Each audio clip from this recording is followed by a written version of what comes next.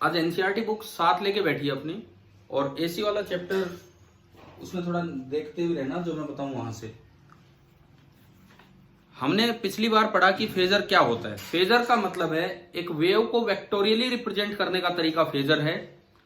उसमें भी जो वेक्टर का मैग्नीट्यूड है वो तो होगा वेव का एम्पलीट्यूड, और वो जो वेक्टर है वो लगातार रोटेट करता रहेगा एंटी क्लॉकवाइज डायरेक्शन में about the origin.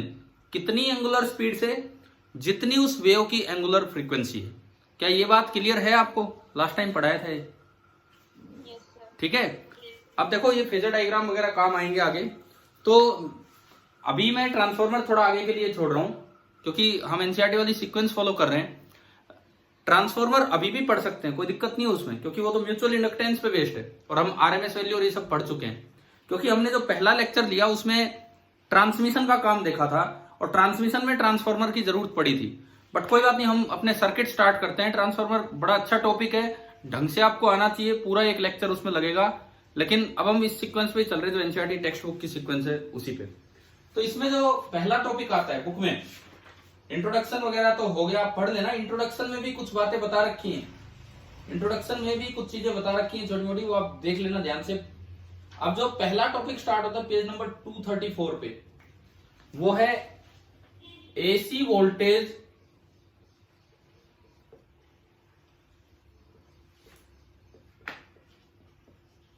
Applied to a register.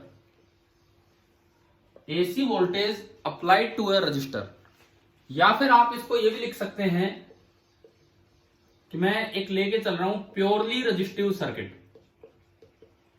दरअसल आज की क्लास में हम क्या सीख रहे होंगे, प्योर आर, प्योर एल और प्योर सी, इन पे अगर एसी लगाया जाए तो किस तरह से सर्किट को देखना होता है। कम से कम ये वाला काम हम आज सीखें इस क्लास में, ताकि आगे फिर इनके कॉम्बिनेशंस को हम यूज कर पाए। लेकिन पहले हम ये चीज सीखें कि ये क्या है।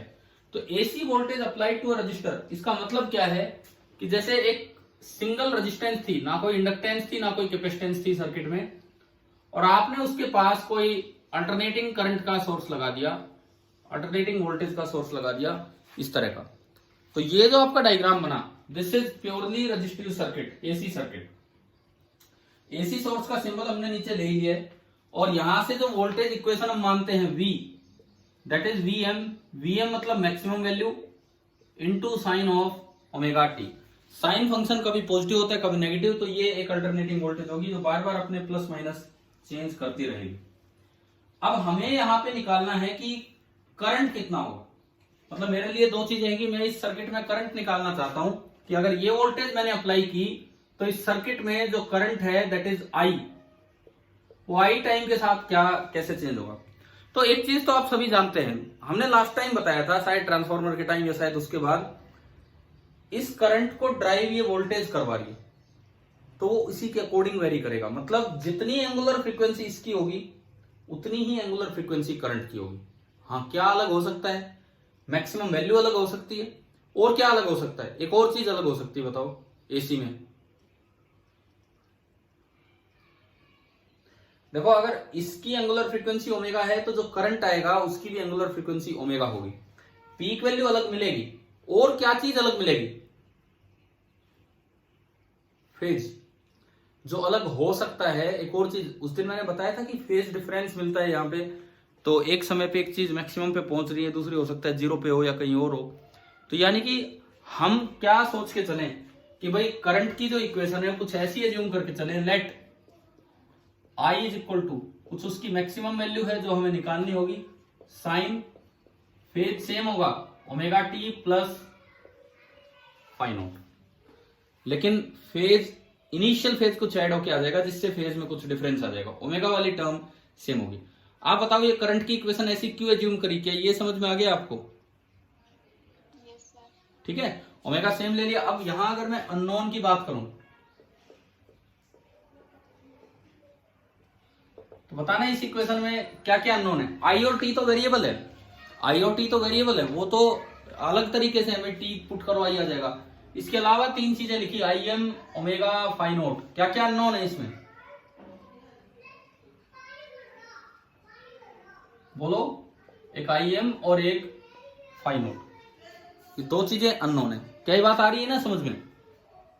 मतलब हमें अभी इनको कैलकुलेट करना होगा कि IM कितना होगा और फाई नोट कितना होगा। एक तो पीक वैल्यू ऑफ करंट और एक फेज कांस्टेंट ऑफ करंट। ये तो आपकी पीक वैल्यू होगी करंट की, और ये दरअसल फेज कांस्टेंट या इनिशियल फेज ऑफ करंट। तो ये दो चीजें आपको निकालनी है। अब सुने, हम KCL KVL पढ़ के आए हैं करंट वाले चैप्टर में, वो थे डीसी सर्किट। क्या KCL KVL AC सर्किट्स पे भी वैलिड होते हैं या नहीं होते? क्या KCL और KVL AC सर्किट्स पे भी वैलिड होंगे या नहीं होंगे? तो आंसर है बिल्कुल वैलिड होंगे। KCL and KVL these are valid for both the DC and AC circuit, दोनों पे वैलिड होते हैं। एक सिंगल लूप अगर है तो KVL से काम चल जाएगा। KCL की जरूरत तब पड़ती है जब दो लूप हो, तो वहां जंक्शन पॉइंट आएगा। यहाँ कोई जंक्शन पॉइंट नहीं है। अब देखो कैसे लगाएं ये, किस तरह से हम ये चीज लगाएं। देखिए, किसी वक्त सपोज कीजिए ये प्लस ये माइनस है। किसी वक्त मुझे इसलिए बोलना पड़ रहा है कि अल्टरनेटिंग करंट है तो बार बार प्लस माइनस चेंज होगी। किसी वक्त मैंने माना कि ये तो प्लस है और ये माइनस है, इस तरह से हम एज्यूम करके चल रहे हैं। तो जो वोल्टेज आप अप्लाई करेंगे, किसी वक्त ये प्लस है माइनस है, तो जो वोल्टेज आप अप्लाई कर रहे हैं एट एनी टाइम t, उसकी वैल्यू v है, जो ये इक्वेशन से दे रहा है। ये सोर्स है, ये सोर्स है जो हमने अप्लाई किया। सोर्स के अंदर करंट माइनस से प्लस चलता है कि प्लस से माइनस? Minus two plus. यानी कि अगर इस वक्त ये सोर्स है तो करंट ऐसे गया होगा। चलो जी, कोई भी टी टाइम का मैंने ग्राफ बनाया, ये इक्वेशन लिख रहा हूं मैं, और टी टाइम पे करंट आ रहा है I। रजिस्टर हमेशा लोड होते हैं, तो हम क्या याद रखते थे रजिस्टर में, कैसे प्लस कहां माइनस, जहां से करंट एंटर करे वो प्लस, दूसरा माइनस, और बीच में potential drop I into R।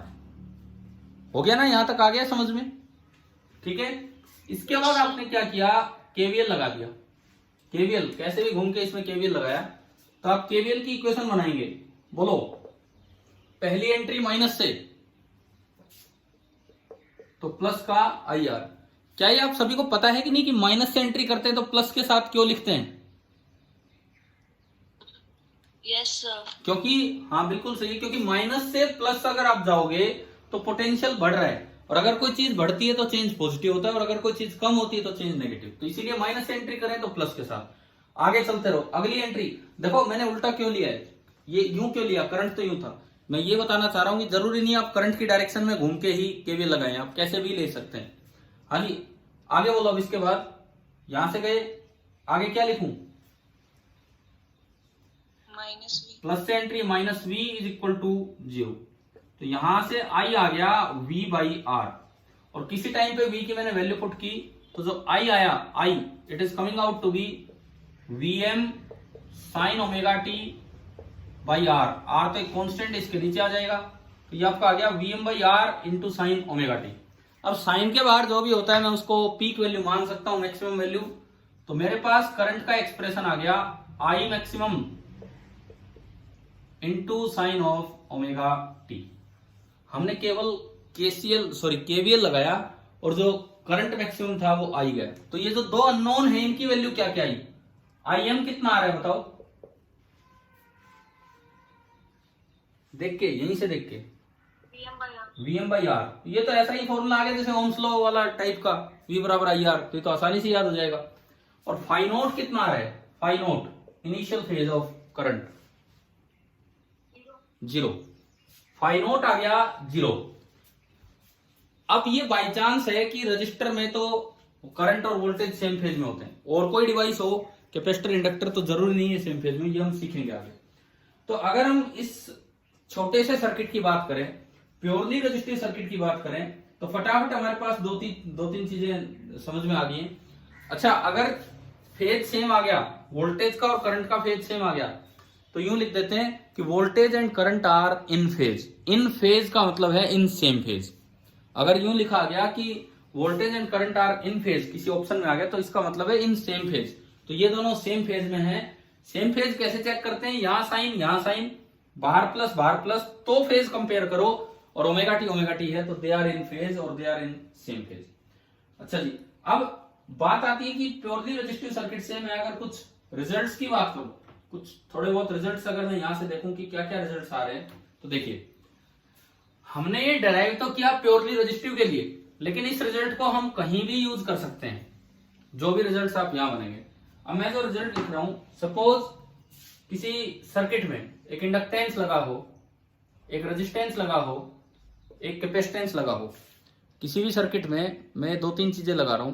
देखिए इंडक्टेंस, रेजिस्टेंस एंड कैपेसिटेंस, ये इस तरीके से, और ये आपने कोई अल्टरनेटिंग सोर्स दिया इस तरह से। हमने अभी प्योरली रेजिस्टिव सर्किट का रिजल्ट पूछा है, मतलब समझा है। मान लो क्वेश्चन में हमें खाली ये दे दिया कि भाई यहां कितनी वोल्टेज आ रही है, ठीक है, कॉम्बिनेशन है, मुझे वोल्टेज अक्रॉस रजिस्टर दे दी, कुछ भी वैल्यू, मतलब मैं आपको प्योरली रेजिस्टिव सर्किट का रिजल्ट केवल रेजिस्टेंस पे कैसे लगेगा वो सिखा रहा हूं। सपोज ये दिया हो 200 sine 100 pi t plus pi by 6 volt में। मैं ये नहीं कह रहा कि मैंने यहां से क्या वोल्टेज दी, मैं ये कह रहा हूं कि रेजिस्टेंस के पास क्या वोल्टेज आई, उसकी ये इक्वेशन है। अब आपको इस सर्किट में करंट लिखना हो तो क्या होगा बताओ। अब अगर आपको इस सर्किट में करंट लिखना हो तो क्या होगा। देखो सीरीज सर्किट है तो जो करंट रजिस्टर में होगा वही सब में होगा, ये बात तो आ गई समझ में। सीरीज सर्किट है तो जो करंट रेजिस्टेंस में होगा वही सब में होगा, क्लियर है ना ये चीज तो। और वी आर से मैं आई आर लिख सकता हूं, जो मैंने अभी सीखा। वी आर से आई आर कैसे लिखोगे, पीक वैल्यू तो क्या होती है, peak value VM by are.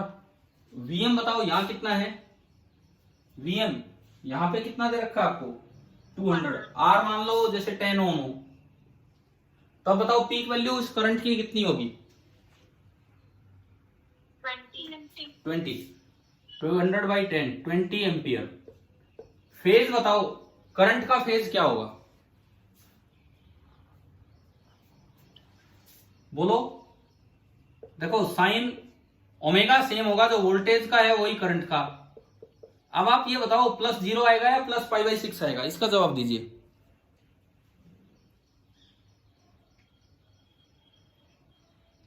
बोलिए प्लस 0 लगाऊं कि प्लस पाई बाई 6 लगाऊं, इस बात का जवाब दीजिए आप। Plus pi by 6। हाँ प्लस पाई बाई 6, क्योंकि रजिस्टर के अक्रॉस वोल्टेज और रजिस्टर में से करंट सेम फेज में होते हैं, तो जो इसका फेज होगा वही करंट का फेज होगा, और ये आ गया प्लस पाई बाई 6।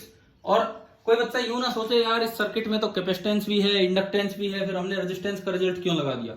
इसलिए लगा दिया कि मैं पूरी वोल्टेज नहीं देख रहा, मैं उस वोल्टेज की इक्वेशन देख रहा हूं जो रेजिस्टेंस के पास है। तो मैंने तो वो करंट लिखा जो रेजिस्टेंस में से जाएगा, परंतु सीरीज सर्किट होने की वजह से सब में से करंट क्या रहेगा, बिल्कुल same.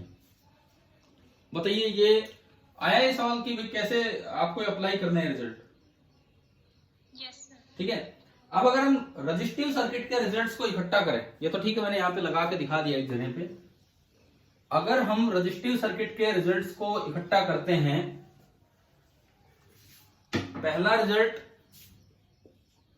Voltage across resistor and current through resistor, they are in same phase. दूसरा result power factor angle, V और आई के बीच का एंगल 0 डिग्री। तीसरा रिजल्ट पावर फैक्टर, बताओ पावर फैक्टर का क्या फॉर्मूला था, किस फैक्टर को हमने पावर फैक्टर बोला था पिछले लेक्चर में। भाई पावर फैक्टर एंगल होता था फाई नॉट, जो इनिशियल फेज है, और वो डिफरेंस है ही नहीं इन दोनों में। तो पावर फैक्टर किसे बोलते थे हम, कोस फाई नॉट। तो अगर मैं पावर फैक्टर की बात करूं तो cos phi naught and that is equal to 1, यानी कि जो रजिस्टिव सर्किट होगा उसका पावर फैक्टर 1 होगा। चौथी बात आई मैक्सिमम और वी मैक्सिमम में रिलेशन आया, I M is equal to V M by R. पांचवी बात दोनों साइड आप √2 से डिवाइड कर दो, दोनों साइड √2 से डिवाइड कर दो, तो आई एम बाई √2 क्या बनेगा, I M by √2 IRMS and VMI under root 2, VRMS and divided by R, ये पांचों रिजल्ट, यानी कि जो मेजर्ड क्वांटिटीज होंगी उनमें ये रिजल्ट होगा। अभी बताऊंगा एक छोटे सवाल में कैसे, क्योंकि जो वोल्टमीटर एमीटर होते हैं वोट वायर इंस्ट्रूमेंट, वो RMS वैल्यू रीड करते हैं। दरअसल वो रीड तो मीन स्क्वायर वैल्यू करते हैं, वो रीड तो मीन स्क्वायर वैल्यू करते हैं, परंतु जो कैलिब्रेशन कर रखा होता है इंस्ट्रूमेंट पे वो RMS का कर रखा होता है। वो रीड तो मीन स्क्वायर वैल्यू करते हैं, कैलिब्रेशन जो कर रखा होता है, जो दिखाई जाएगी आपको, वो RMS वैल्यू दिखाई जाती है वहां पे पॉइंट बना के। ये बात भी ध्यान रखना। ये आपका हो गया पांचवा point, IRMS is equal to VRMS upon R। अच्छा, अगर एवरेज पावर कंज्यूम पूछा जाए तो क्या फॉर्मूला पढ़ा था हमने एवरेज पावर कंज्यूम का? लास्ट टाइम डेराइव किया था VRMS into IRMS into cos phi naught. VRMS को मैं लिख सकता हूं VM बाई रूट 2, IRMS को लिख सकता हूं IM बाई रूट 2, और कोस फाई नोट है 1। तो कितना, क्या आंसर आ गया इसका एवरेज पावर का? VRMS into IRMS. और यू कैन से VM into IM by 2। Clear? इसको 1 बाई रूट 2, इसको 1 बाई रूट 2, उस तरह से लिखा। अच्छा, अब और आगे देखो, हमारे पास एक रिलेशन है कि IM is equal to VM by R और VM is IM into R। तो अगर मैं इस छठे रिजल्ट को ढंग से लिखूं तो average power consume this is equal to VM into IM by 2, या फिर VM की जगह आपने रख दिया IM इंटू R, तो ये बना IM स्क्वायर R बाई 2, या फिर IM की जगह रख दिया VM बाई R, तो VM स्क्वायर अपॉन 2R, या फिर IM स्क्वायर बाई 2 को मैं लिख सकता हूं IM बाई रूट 2 का whole square, IM by root 2 का whole square, so this is equal to IRMS square into R। ऐसे इसको भी लिख सकते हैं VRMS square divided by R। तो आप बताओ ये 5-6 तरीके किस तरह से लिखना है average current, sorry average power consume, क्या ये समझ में आ गया है कि नहीं?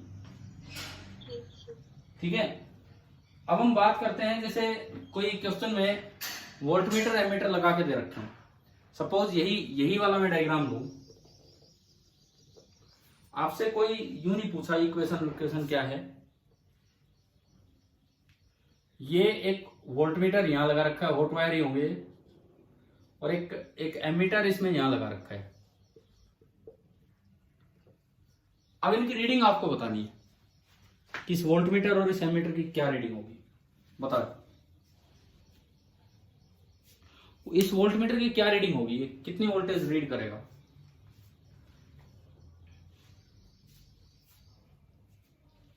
बताइए, इस वोल्टमीटर की क्या रीडिंग होगी, कितनी रीडिंग ये पढ़ेगा?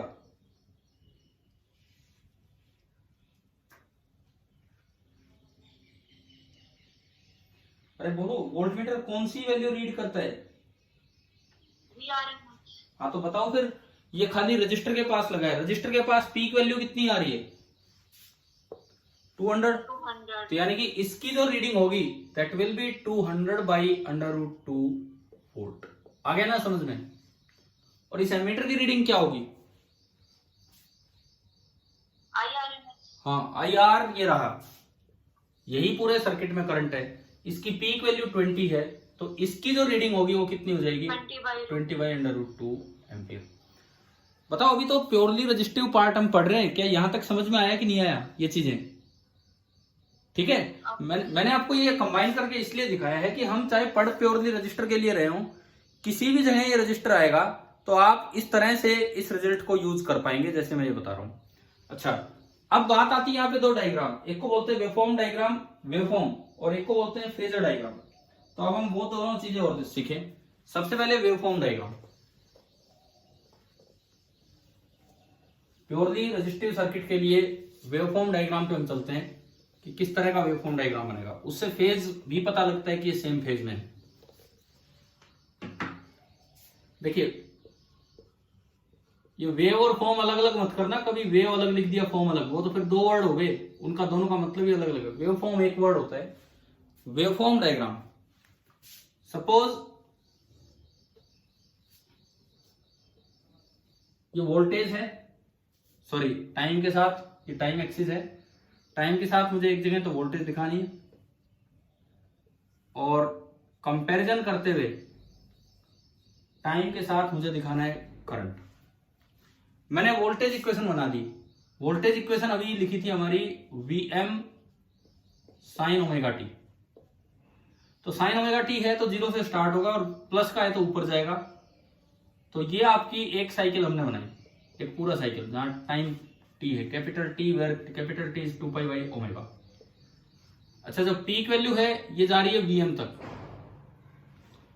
अब करंट का सेम फेज होने का क्या मतलब है कि जब वोल्टेज 0 थी करंट 0 था, वोल्टेज पॉजिटिव मैक्सिमम पे गई करंट पॉजिटिव मैक्सिमम पे गया, तो बिल्कुल इसके अकॉर्डिंग ही करंट का ग्राफ बनेगा, बिल्कुल इसी के अकॉर्डिंग आपका करंट का ग्राफ बनेगा। लेकिन पीक वैल्यू अलग हो जाएगी, इनिशियल फेज भी सेम रहेगा, इनिशियल फेज भी सेम रहेगा, क्योंकि हमने सीखा अगर ये वोल्टेज है तो करंट की इक्वेशन होती है some peak value into sine omega T, where I M this is equal to Vm by R. अब आई एम Vm से बड़ा होगा कि Vm से छोटा होगा? छोटा होगा ना, वो डिपेंड करता है आर की वैल्यू पे। अगर आर 1 से बड़ा है, अगर आर 1 से बड़ा है तो आई एम Vm से छोटा हो जाएगा, और अगर आर 1 से छोटा है तो आई एम Vm से बड़ा हो जाएगा। कुछ भी हो सकता है, वो तो हम बिना वैल्यू के बता नहीं सकते, लेकिन हाँ एक चीज कंपैरिजन जरूर हो गया कि शुरुआत इसी तरह होगी, सेम फेज में है। हो सकता है लेट मैं मान लू कि आर बड़ा है 1 से, तो ये जो करंट की पीक वैल्यू है ये छोटी हो जाएगी, करंट की जो पीक वैल्यू है ये कम हो जाएगी, और ये जो आपका ग्राफ है ये इस तरह का बन जाएगा। आप बताइए क्या ये वेवफॉर्म डायग्राम कंपैरिजन समझ में आ गया कि नहीं, कैसे किया है? ठीक है, अब देखो बुक में ये कहां कंपैरिजन कर रखा है। अब पेज नंबर 234 निकालिए एक बार, NCERT text book page number 234। जहां 234 लिखा है उसके ऊपर एक डायग्राम दिख रहा है। Yes sir. उन्होंने वो एक ही ग्राफ में दोनों कंपेयर किया, हमने ऊपर नीचे दिखाया और कुछ नहीं। लेकिन आप वो ग्राफ समझो कि आपको वो समझ में आ रहा है वहां से कि क्या दिखाना चाह रहे हैं। दोनों एक साथ पॉजिटिव पे गए, दोनों एक साथ नेगेटिव पे आए, यानी कि they are in same phase. ठीक है, अच्छा यहीं इस डायग्राम के इधर उधर देखोगे आप तो ये पैराग्राफ खत्म होता है, वहां लाइन लिखी है clearly the voltage and current are in phase with each other. In phase का मतलब कि जीरो मतलब सेम फेज में है, जीरो फेज डिफरेंस है। अच्छा, इसके बाद एवरेज पावर हमने निकाल ही लिए, पीक वैल्यू और ये सब हम कल ही कर चुके थे। अगली चीज जो मैं इसमें बता रहा हूं दैट इज फेजर डायग्राम। वो यहां तो इन्होंने दिखाया नहीं है, मैं दिखाता हूं आपको फेजर डायग्राम, और फिर एक की कंपैरिजन भी देंगे यहां से कि एवरेज पावर क्यों। चलो फेजर डायग्राम से पहले मैं ये बताता हूं, आपने अभी एवरेज पावर निकाली, एवरेज पावर निकल के आई थी आई मैक्सिमम का square into R divided by 2। हाँ भाई बताओ, ये ध्यान है, ये अभी निकाला था आपने एवरेज पावर, ठीक है, and it is non zero, it is non zero. इसका कारण समझते हैं, क्योंकि कई बार एसी डिवाइसेस में एवरेज पावर जीरो आएगी, तो आप ये कैसे डिसाइड करें कि कब तो पावर जीरो है कब नॉन जीरो है। देखो इसको ना 4 पार्ट्स में ब्रेक कर दिया करो, एक साइकिल को 4 पार्ट्स में ब्रेक कर दिया करो जब भी ये average power zero non zero confirm करना हो। 4 पार्ट्स में, 0 से T/4, टाइम पीरियड सेम है नीचे और ऊपर दोनों का, T/2, 3T/4 and T। Instantaneous power किसी भी वक्त होती है voltage into current. Instantaneous power तो यही होती है, एवरेज पावर कुछ भी आ जाए। अब देखिए फर्स्ट पार्ट 0 से T/4 में ग्राफ देख के बताओ वोल्टेज पॉजिटिव है कि नेगेटिव? 0 से T/4 पॉजिटिव, और करंट पॉजिटिव, पॉजिटिव। तो पॉजिटिव इंटू पॉजिटिव क्या बना? पॉजिटिव, तो पावर आ गई पॉजिटिव। उसके बाद T/4 से T/2, T/4 से T/2 बताए, अगेन ये पॉजिटिव ये भी पॉजिटिव, तो पावर फिर से क्या होगी है पॉजिटिव। उसके बाद T/2 से 3T/4 पे चले, वोल्टेज क्या होगी नेगेटिव, लेकिन करंट भी नेगेटिव, तो नेगेटिव इंटू नेगेटिव फिर दोबारा क्या हो गया, पॉजिटिव। पॉजिटिव। एंड आप लास्ट पार्ट में चलिए 3t/4 से t, अगेन दोनों नेगेटिव, तो जो प्रोडक्ट है फिर दोबारा क्या आ गया, पॉजिटिव। तो क्या कभी भी इंस्टेंटेनियस पावर नेगेटिव हुई है क्या, कभी भी नो सर। नहीं हुई, कभी भी इंस्टेंटेनियस पावर नेगेटिव नहीं हुई। इसका मतलब इसने कभी सोर्स का काम नहीं किया। हम जो ये निकाल रहे हैं पावर कंज्यूम्ड बाय रजिस्टर निकाल रहे हैं, पावर कंज्यूम्ड बाय रजिस्टर, और ये हमेशा पॉजिटिव आ रही है। हमेशा पॉजिटिव आने का मतलब इसने हमेशा पावर कंज्यूम की है, तो मतलब ये लगातार एक लोड रहा है। अगर ये कभी सोर्स कभी लोड का काम कर पाता तो हो सकता था कि एक पूरी साइकिल में एवरेज पावर 0 आ जाती, लेकिन ये तो हमेशा ही लोड रहा है। या आपने यूं देख लिया कि हर 1/4 पार्ट में एक साइकिल में इसकी पावर पॉजिटिव आई है, तो पावर पॉजिटिव आने का मतलब है कि एवरेज पावर नॉन जीरो होगी। क्या ये बात समझ में आ गई, किस तरह से आपको कोई आर्बिट्रेरी ग्राफ आए तो वी और आई का कैसे कंपेयर करना है, ठीक है। अब एक और चीज, कई बार इसके साथ पावर का ग्राफ पूछ लिया जाता है, इंस्टेंटेनियस पावर, एवरेज पावर का नहीं, एवरेज पावर तो कांस्टेंट वैल्यू होगी, इंस्टेंटेनियस पावर। तो आप बताओ इंस्टेंटेनियस पावर की इक्वेशन हमने लास्ट टाइम बनाई थी। इंस्टेंटेनियस पावर क्या होती है, इंस्टेंटेनियस पावर v इंटू आई। आप जब v इंटू आई करेंगे तो ये चीज और ये चीज, तो एक तो बाहर बनेगा vm इंटू आई एम, और एक बनता है sign omega T into sine omega T, ये आपका बन गया sine square omega T, vm into I M into sine square omega t. अब इसको मैं कैसे रिप्रेजेंट करूं, थोड़ा इसको लीनियर टर्म में लेके आओ ताकि इसकी एंगुलर फ्रीक्वेंसी पता लगे। या फिर साइन स्क्वायर का क्या मतलब है, साइन स्क्वायर का मतलब कि कभी भी ये नेगेटिव नहीं जाएगा, हमेशा पावर क्या रहेगी, पॉजिटिव। आ गया समझ में, यानी कि जब ग्राफ नीचे भी है तब भी पावर का ग्राफ कहां होगा, ऊपर ही होगा।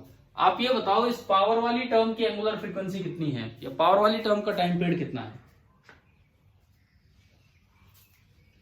पावर वाली टर्म की एंगुलर फ्रीक्वेंसी या टाइम पीरियड कितना है। देखिए इसमें टर्म आ रही है साइन स्क्वायर ओमेगा टी। हम जानते हैं कि कोस of 2 theta is 1 minus 2 sine square theta. क्या ये फॉर्मूला याद है आपको ट्रिग्नोमेट्री का? इसको लीनियर टर्म में कन्वर्ट कर लो, तो यहां से 2 साइन स्क्वायर थीटा इधर आया, this is 1 minus cos 2 theta, 2 को नीचे भेज दो तो ये आ गया। तो साइन स्क्वायर ओमेगा टी को आप जब इस तरह लिखेंगे तो जो पावर बनेगी that is Vm into I M, और ये बना 1 minus cos of 2 omega t divided by 2। इसको थोड़ा और ढंग से लिखें तो power is coming out to be Vm I M by 2, ये तो एक कांस्टेंट टर्म है, माइनस एक variable term Vm I M by 2 into cos of 2 omega t. तो इससे डिसाइड होगी एंगुलर फ्रीक्वेंसी और टाइम पीरियड। इसमें देखो इस टर्म में आप देखिए ये जो टर्म है इसमें कोस के आगे क्या आ रहा है, क्योंकि ये तो कांस्टेंट टर्म है, कांस्टेंट टर्म को तो इधर ले आओ घटा दो कोई फर्क नहीं पड़ता। जो वेरिएबल टर्म है उसमें कोस के आगे आ रहा है 2 ओमेगा, यानी कि पावर की एंगुलर फ्रीक्वेंसी कितनी होगी इंस्टेंटेनियस पावर की, डबल, जो वोल्टेज और करंट की उससे डबल। तो टाइम पीरियड क्या होगा पावर का, बताओ टाइम पीरियड क्या होगा, time period of power variation होगा 2π/2 ओमेगा, यानी कि π/ओमेगा। तो करंट और वोल्टेज से कम है या करंट और वोल्टेज से ज्यादा है, बताइए, करंट और वोल्टेज से कम है या करंट और वोल्टेज से ज्यादा है पावर का टाइम पीरियड ऑफ वेरिएशन, कम है, आधा है। एंगुलर फ्रीक्वेंसी डबल होने का मतलब है कि टाइम पीरियड हाफ है। अच्छा ये चीज कैसे पूछी जा सकती है एग्जाम में, देखो वेवफॉर्म वाले क्वेश्चंस किस तरह से आ सकते हैं, फिर मैं फेजर डायग्राम वाली बात पे चलूंगा। जैसे यूं आ जाए कि ये टाइम के साथ कुछ 2-3 आपको वेवफॉर्म्स दे रखी हैं। एक वेवफॉर्म ये है जो यूं पूरी हो रही है, दिस इज वेवफॉर्म नंबर 1। अच्छा जो सेकेंड वेवफॉर्म है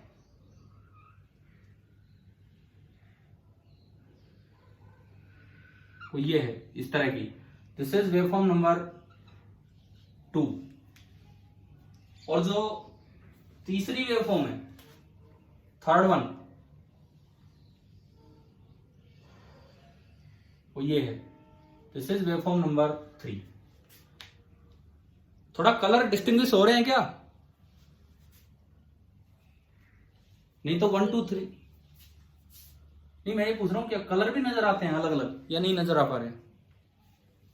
आते हैं। ठीक है, तो अब देखो, black colour waveform 1, red colour waveform 2 and green colour waveform 3। आपको ये आइडेंटिफाई करना है कि ये एक रेजिस्टेंस के पास एक एसी सोर्स लगा रखा है और ये जो रेजिस्टेंस है दिस इज लेस देन 1 ओम, ये हमें दिया गया है। आपको ये आइडेंटिफाई करना है कि इनमें कौन सा ग्राफ वोल्टेज का है, कौन सा ग्राफ करंट का है और कौन सा ग्राफ पावर का है, ये बताना है। पहली बात तो वो देखो, ऐसा ग्राफ जिसका टाइम पीरियड आधा हो, ऐसा कौन सा ग्राफ है जिसका टाइम पीरियड आधा है? 1 2 3 में से बताइए। 1 2 और 3 में से टाइम पीरियड हाफ किस ग्राफ में है? आधा टाइम पीरियड कितने में वो पूरा हो गया?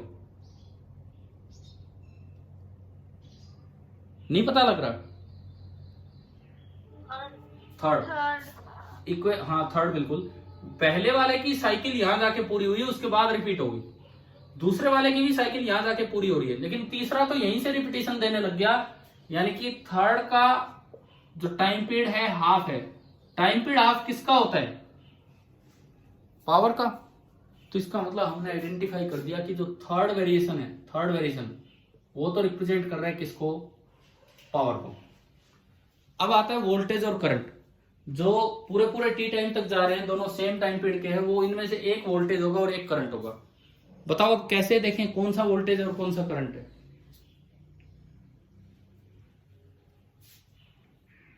सेकंड वाला करंट। सेकंड वाला करंट, बिल्कुल सही। हमें यह पता है कि जो आई एम होता है that is V M by R, और आर इसमें। हाँ। और अगर आर मान लो हाफ ओम है, सपोज कीजिए आर हाफ हो, तो ये हाफ ऊपर जाएगा तो आई एम डबल हो जाएगा, यानी कि I M is greater than V M. मैंने एक से छोटा कोई भी आर लिया तो आई एम इज ग्रेट बड़ा। तो ये जो सेकंड वाला ग्राफ है, सेकंड वाला, ये करंट का होगा, एंड जो फर्स्ट वाला ग्राफ है ये वोल्टेज का होगा। तो इस तरह से ग्राफ देके उनको match the column time objective बना के दे सकते हैं। प्योरली रजिस्टिव अभी दिया है, अभी पता है जब आगे आगे इंडक्टेंस कैपेसिटेंस आएंगे तो एक चीज और पूछ लेते हैं, आइडेंटिफाई द एलिमेंट। ये तो हमने बस इतना आइडेंटिफाई किया कि कौन सा ग्राफ रेजिस्टेंस का है, कौन सा सॉरी वी का है, कौन सा आई का, कौन सा पी का। एक चीज और भी पूछ लेते हैं कि एलिमेंट बताओ आर है कि एल है कि सी है या उनके कॉम्बिनेशन। तो देखो, जब भी कभी वोल्टेज और करंट आपको सेम फेज में मिले, जब भी कभी वोल्टेज और करंट सेम फेज में मिले तो मोस्ट प्रोबेबली वो क्या होगा?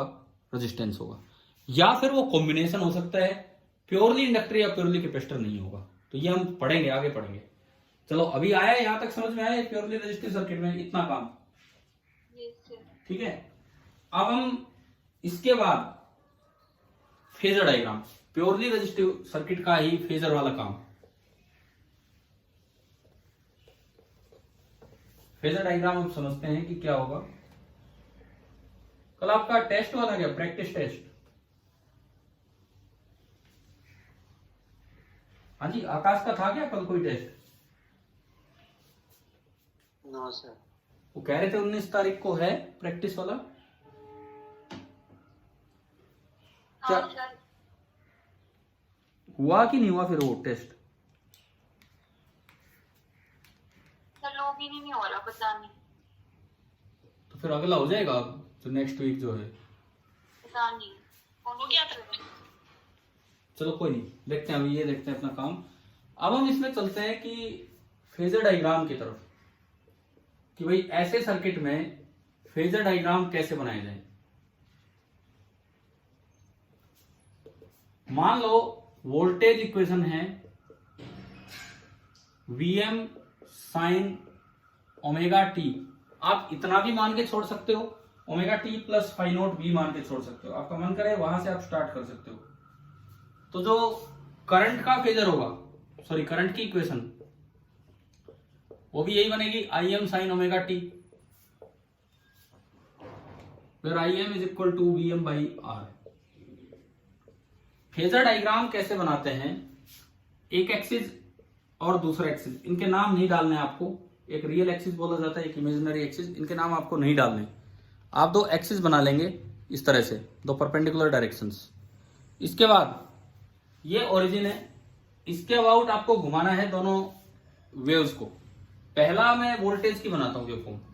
सपोज मैं टी टाइम पे फेजर बना रहा हूं, किसी टी टाइम पे, किसी टी टाइम पे मैं इसका फेजर बना रहा हूं, तो टी टाइम पे इसका फेज है ओमेगा टी, तो ये एंटी क्लॉकवाइज ओमेगा टी घूम चुका होगा, और जो फेजर का मैग्नीट्यूड होगा वो इसका एम्पलीट्यूड होगा। यानी कि आप ओमेगा टी एंगल पे, आप ओमेगा टी एंगल पे जाके एक वेक्टर बना देंगे जिसका मैग्नीट्यूड होगा जितना कि इसका एम्पलीट्यूड है वी एम। फेजर बनाना आ गया वोल्टेज का, ठीक है। अब करंट का फेजर बनाते हैं। करंट का फेजर मैंने फिर से माना let R is less than 1, तो आई एम ज्यादा हो जाएगा, और टाइम फेज तो सेम है, फेज सेम है मतलब इसी डायरेक्शन में, तो जो करंट का फेजर बनेगा बिल्कुल इसके पैरेलल इसी डायरेक्शन में आपको दिखा देना है, थोड़ा उससे बड़ा अगर आर लेस देन 1 है तो, और इसका जो मैग्नीट्यूड होगा वो इसका एम्पलीट्यूड हो जाएगा, and that will be I M. तो ये किसी टी टाइम पे प्योरली रेजिस्टिव सर्किट का फेजर डायग्राम हो गया। क्या ये समझ में आया कि नहीं आया? एक बार दोबारा बता। फेजर कैसे ड्रॉ करते हैं फेजर डायग्राम में? आप फेजर होता क्या है, इसका फेजर एक वेक्टर होगा जिसका मैग्नीट्यूड तो इसका एम्पलीट्यूड होगा, और जो घूम रहा होगा ओमेगा एंगुलर स्पीड से। तो टी टाइम में घूम चुका होगा ओमेगा टी, तो टी टाइम में उसका जो फेज है दैट इज ओमेगा टी, यहीं से देख लो। तो जो फेज है वो रियल एक्सिस से एंटी क्लॉकवाइज टर्न करके आपको दिखाना होता है। तो आप क्या कर रहे हैं, आप ओमेगा टी पे गए और एक वेक्टर बना दिया जिसका मैग्नीट्यूड इतना लेना है जो इसका एम्पलीट्यूड है, तो मैंने एक वेक्टर इधर की तरफ बना दिया, ये बन गया फेजर ऑफ वोल्टेज।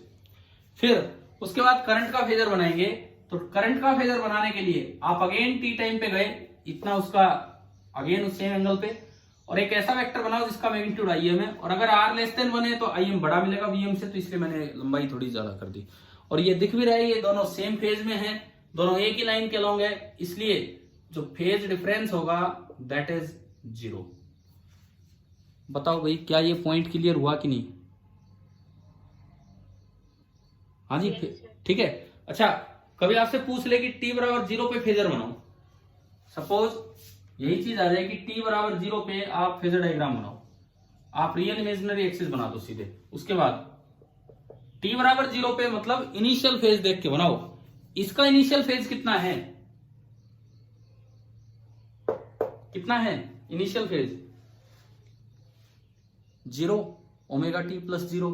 तो आप 0 वाली लाइन पे ही एक फेजर बना दीजिए। तो ये आपने पहला फेजर बनाया Vm, Vm इसका मैग्नीट्यूड है, इसका एम्पलीट्यूड है, फेजर का मैग्नीट्यूड है और वेव का एम्पलीट्यूड है। फिर इसका भी इनिशियल फेज देखो, इसका भी इनिशियल फेज कुछ है ही नहीं, आगे ऐड ही नहीं हो रहा 0, तो इधर ही आप बना दीजिए Im इसी के पैरेलल, और अगर r लेस देन 1 है तो ये Im बड़ा होगा। तो ये उसी चीज का फेजर बन गया एट t इक्वल टू 0। हाँ जी नहीं, बताओ क्या यहां तक क्लियर हुआ कि नहीं? Yes sir. ठीक है, तो ये फेजर डायग्राम है। हमने प्योरली रेजिस्टिव सर्किट ऑलमोस्ट पूरा पढ़ लिया। अब बुक में पेज नंबर 236 पे आप आइए और एग्जाम्पल 7.1 एक बार ये देख लेते हैं। 236 example 7.1। A light bulb is rated at 100 watt for a 220 volt supply। एक बल्ब है, एक लाइट बल्ब है। देखो, बल्ब को आप प्योरली रेजिस्टिव मान सकते हो, बल्ब मींस प्योरली रेजिस्टेंस आप मान सकते हैं। तो ये एक बल्ब है और इसमें कहता है कि 220 वोल्ट की सप्लाई पे 100 वोल्ट का बल्ब है, यानी कि ये इसकी रेटिंग है 220 वोल्ट 100 वोल्ट, ये इसकी रेटिंग है। अब ये बोलता है find first part resistance of the bulb. क्या हमने रेटिंग से रेजिस्टेंस निकालना सीख रखा है करंट के टाइम, करंट इलेक्ट्रिसिटी के टाइम? क्या ये सीखा है? बल्ब का रेजिस्टेंस का ये फॉर्मूला होता है स्पेसिफाइड वोल्टेज अपॉन का स्क्वायर अपॉन। बताओ ये याद आ रहा है क्या ये फॉर्मूला? हाँ भाई, नहीं याद है तो बता दो। ये रेटिंग होती है, स्पेसिफाइड वोल्टेज होती है, ये वोल्टेज होती है।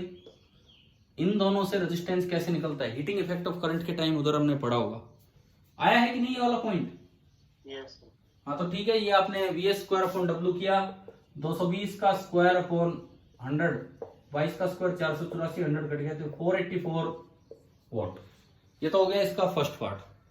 ठीक है, सेकंड पार्ट में बोलता है the peak voltage of the source की पीक वोल्टेज। अब सपोज कीजिए कुछ नहीं दिया तो आप मान के चलो कि 220 वोल्ट का ही सोर्स है।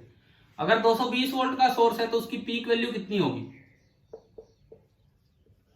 220 इंटू √2, तो नियरली कितनी हो जाती है? 311 वोल्ट।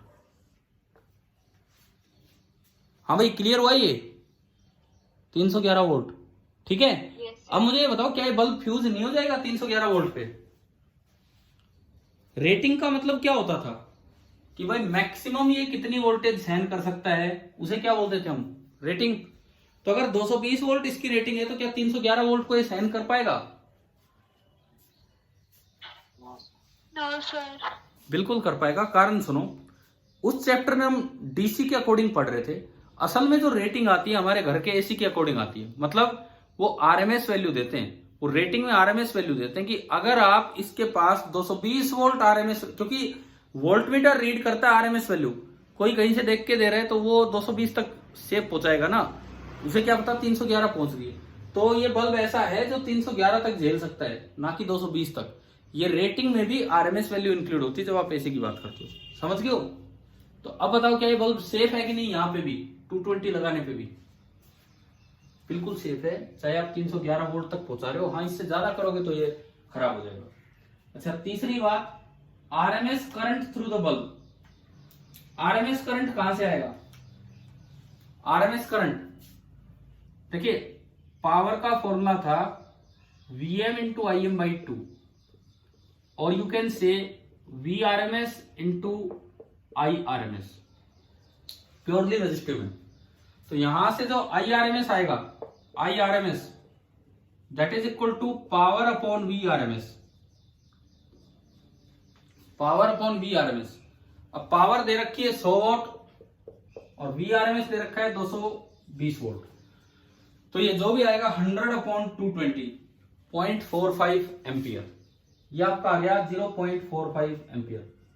तो ये एक सिंपल प्योरली रेजिस्टिव सर्किट था। किस तरह से आपको ये सर्किट सोल्व करना था, ये इसका पहला सवाल हमें दिखाता है। अब आप एक काम करेंगे, कम से कम ये एक बार इस पे नजर डालना भाई, ये topic AC voltage applied to resistor, कुछ नया मिले तो देख लेना। इसमें जॉर्ज वेस्टिंगहाउस के बारे में भी बता रखा है, उधर निकोल टेस्ला के बारे में बता रखा है। दोनों ने एसी पे काफी काम किया, तो आप वो पढ़ सकते हैं। अच्छा, एग्जाम्पल 7.1 होने के बाद बुक कहती है कि फेजर क्या होता है। हम आपको पहले ही बता चुके हैं फेजर क्या होता है, उसका यूज भी हम कर चुके हैं।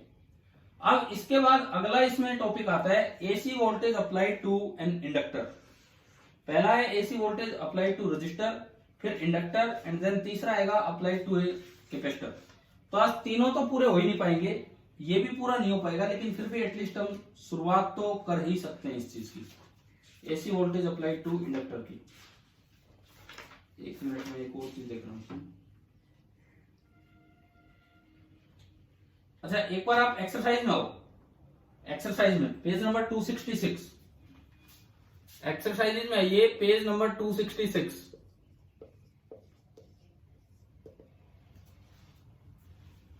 बुक है ना आपके साथ?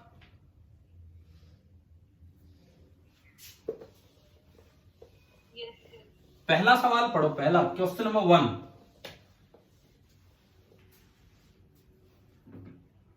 A 100 ohm resistor is connected to a 220 volt 50 hertz AC supply। एक 100 ओम का रेजिस्टेंस है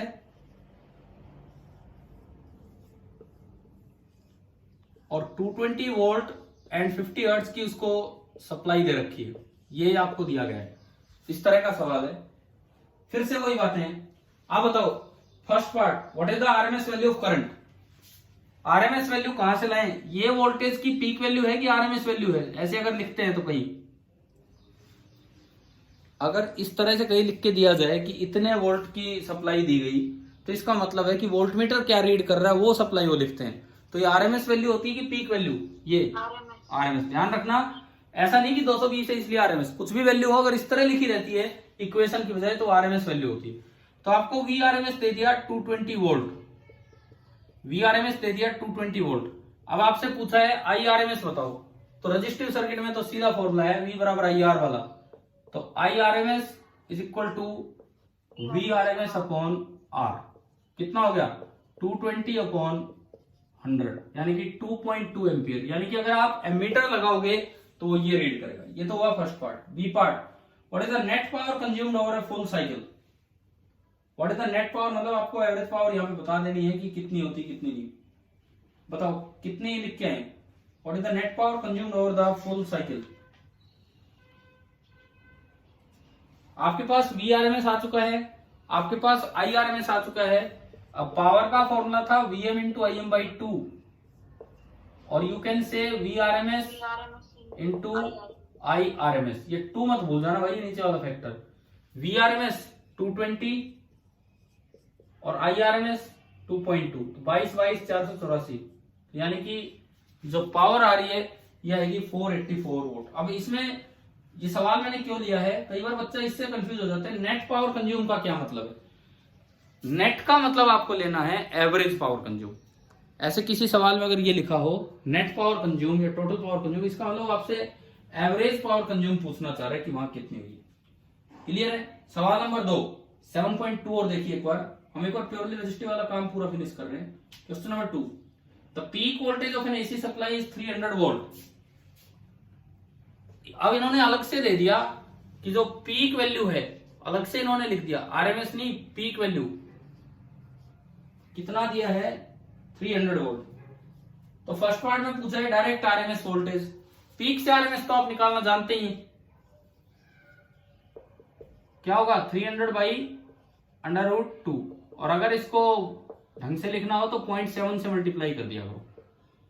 ठीक है, 7 3 21 यानी कि 210 वोल्ट। आगे तो समझ में first part. Second part, the RMS value of current in an AC circuit is 10 ampere. What is the peak current? अब सेकेंड पार्ट में आई आरएमएस दे रखा है, आई आरएमएस दे रखा है 10 एम्पियर। ये सवाल क्यों एनसीईआरटी 2 बार दे रही है? कई बार बच्चे बस एक बात रट के चले जाते हैं कि √2 से डिवाइड करना है, √2 से डिवाइड करना है। लेकिन अगर आरएमएस वैल्यू दे रखी और पीक वैल्यू पूछी हो तो √2 से डिवाइड नहीं, बल्कि आपको √2 से क्या करना होगा? मल्टीप्लाई। तो 10 इंटू 1.4 यानी कि ये आपका नियरली 14 एम्पियर। तो ये 2 क्वेश्चन ये थे प्योरली रजिस्टिव सर्किट पे, और एक हमने अंदर सोल्ड एग्जांपल। ये 3 ही क्वेश्चन थे एनसीईआरटी में प्योरली रजिस्टिव पे। अभी आप ये बताओ क्या प्योरली रजिस्टिव सर्किट बिल्कुल क्लियर हो गया है कि नहीं पूरा पूरा? ठीक है। अब जो हमारा अगला सर्किट आता है next, that is AC voltage applied to an inductor.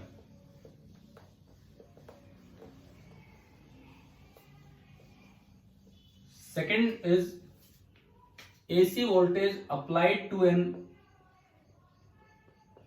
Inductor. समय की कमी की वजह से मैं केवल आपको रिजल्ट बताता हूं, आप कोशिश करेंगे केवीएल लगा के खुद वो रिजल्ट डिराइव करने की।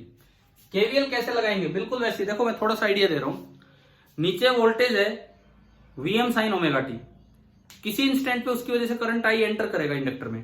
तो जैसे रजिस्टर में हम लिखते थे plus minus I into R, inductor में कैसे लिखते हैं? जहां से करंट एंटर करे वहां प्लस, दूसरी साइड माइनस, और बीच में लिख देते हैं L di/dt। याद है कि नहीं? रजिस्टर में I इंटू आर, इंडक्टर में L di/dt और कैपेसिटर में Q/C। तो एक चीज दिमाग में रखें, प्योरली रजिस्टिव सर्किट में केवीएल लगाते ही डायरेक्ट आई आया, प्योरली इंडक्टिव सर्किट में केवीएल लगाते ही DI आएगा, और आपको क्या करना पड़ेगा आई लाने के लिए? इंटीग्रेट। जब आप प्योरली कैपेसिटिव सर्किट में चलोगे तो वहां केवीएल की इक्वेशन में Q/C इंक्लूड होगा, यानी कि केवीएल लगा के आप क्या लेके आ पाएंगे? चार्ज। मैं अभी ये टॉपिक तो नेक्स्ट क्लास में लेंगे, मैं थोड़ा सा कंपैरिजन ताकि आप याद कर सको कुछ चीजें, वो देखिए आप। केवीएल लगा रहे हैं हम, अप्लाइड वोल्टेज आपको दे रखी है, प्योरली रजिस्टिव में डायरेक्ट आई आएगा, प्योरली इंडक्टिव में डी आई आएगा, क्योंकि L D I by d T लिखा जाएगा, आपको इंटीग्रेट करना पड़ेगा। और प्योरली कैपेसिटिव में क्यू बाई सी से क्यू आएगा, और फिर क्यू से करंट लाने के लिए आपको क्या करना पड़ेगा, अगर क्यू आ गया as a function of time तो करंट क्या होता है, d q by d t. ठीक है, पहली बात तो ये। दूसरी बात, फेज की बात मैं अगर करूं, इंडक्टर में ना रजिस्टर में अभी हमने पढ़ा V एंड I दोनों किस में होते हैं, सेम फेज। जब आप प्योरली इंडक्टर वाला डेरिवेशन करेंगे, जो हम कल कर रहे होंगे, कल दोनों कर लेंगे, ये भी हो जाएगा कल ये भी हो जाएगा, क्योंकि आज तो एक तरीका था कि भी कैसे आगे जाना है।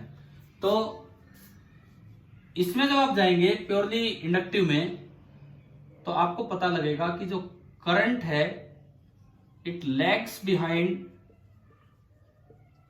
Voltage by pi by two. Current पीछे चलता है पाई बाई टू। मतलब अगर वोल्टेज की इक्वेशन है Vm साइन ओमेगा टी, तो जब आप करंट की इक्वेशन डेराइव करेंगे तो आएगी Im साइन ओमेगा टी, ना प्लस नहीं, फिर माइनस। यही तो डेरिवेशन में निकल के आएगा अपने आप। लेकिन पहले एक बार एक रिजल्ट याद कर लो ताकि ये आसान हो जाए कल आपके लिए। अच्छा, इसमें क्या होगा, करंट लीड करेगा V को by pi by to. Purely capacitive में करंट आगे चलता है पाई बाई टू। करंट आगे चलने का मतलब है कि अगर वोल्टेज की इक्वेशन होगी Vm साइन ओमेगा टी, और हम जब करंट की इक्वेशन डेराइव करेंगे तो करंट की इक्वेशन क्या बन के आएगी, Im sign omega t plus pi by to. ठीक है।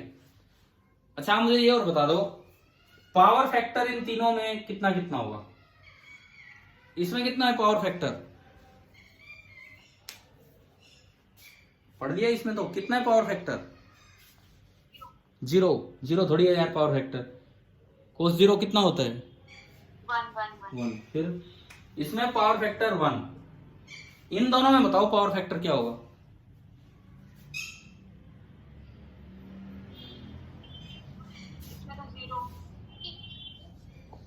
जब 90 डिग्री का डिफरेंस आ रहा है तो उसका कोस लेंगे तो पावर फैक्टर कितना होगा, 0। एवरेज पावर जो होती है वो V इंटू आई नहीं होती, VRMS इंटू IRMS नहीं होता, उसमें आता VRMS इंटू IRMS इंटू कोस फाइंड आउट।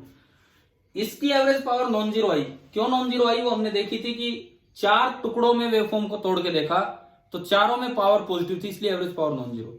लेकिन इसमें पावर फैक्टर 0 होने का मतलब है कि एक साइकिल पे एवरेज पावर एक इंडक्टर कितनी कंज्यूम करेगा, बताओ। एवरेज पावर का फॉर्मूला है VRMS into IRMS into power factor. Power factor 0 है तो बताओ इंडक्टर में एवरेज पावर कितनी कंज्यूम होगी एक साइकिल पे, 0। नहीं आ रहा समझ में, है ना, 0। 0 का क्या मतलब है, जब आप इसके ग्राफ बनाएंगे ना और 4 पार्ट्स में तोड़ेंगे तो किन्हीं 2 पार्ट्स में तो पावर पॉजिटिव मिलेगी और किन्हीं 2 पार्ट्स में पावर नेगेटिव। ऐसे ही सेम यही काम कैपेसिटर में होना है। कैपेसिटर में भी जो पावर कंज्यूम्ड है, एवरेज पावर कंज्यूम आएगी 0, मतलब कभी वो पॉजिटिव पावर आनी है कभी नेगेटिव। तो कल की क्लास का हमारा टारगेट है कि हम ये 2 सर्किट और लें, प्योर L और प्योर C, ताकि फिर हम इनके कॉम्बिनेशंस को यूज कर सके। लेकिन कॉम्बिनेशन आसान है, पहले आप ये सीख लो कि ये काम क्या है। अभी बताओ क्या यहां तक समझ में आ गया आज की क्लास में जो कुछ पढ़ा है, ठीक है। तो चलिए एनसीईआरटी से ना इतना जरूर पढ़ लेना, मैंने अगर आप पढ़ सकें, क्योंकि मैंने आपको एक तरीका बता दिया है। आप अगर आपका मन करे इतना टाइम हो तो प्योरली इंडक्टिव और प्योरली कैपेसिटिव सर्किट का एक आइडिया आप यहां से ले सकते हैं। और बड़े अच्छे अच्छे ग्राफ दे रखे हैं, इन ग्राफ से आपको खुद पता लग जाएगा कि कहां प्लस कहां माइनस। देखो इन चीजों में अपने आप इंटरेस्ट बनता है, ये तो इस तरह की चीजें। तो आपका होमवर्क ये है कि बुक रीडिंग, कॉम्बिनेशन वाला नहीं, ये 2-3 टॉपिक आप यहां से अगर पढ़ना चाहें तो खुद पढ़ सकते हैं, ताकि कल की क्लास बहुत अच्छे से आपको समझ में आए और आपको खुद पता लगेगा कि क्या है इनमें क्या नहीं है, ताकि आपके कोई डाउट भी हो तो कल आप क्लास टाइम में ही पूछ सके। ठीक है भाई, थैंक यू।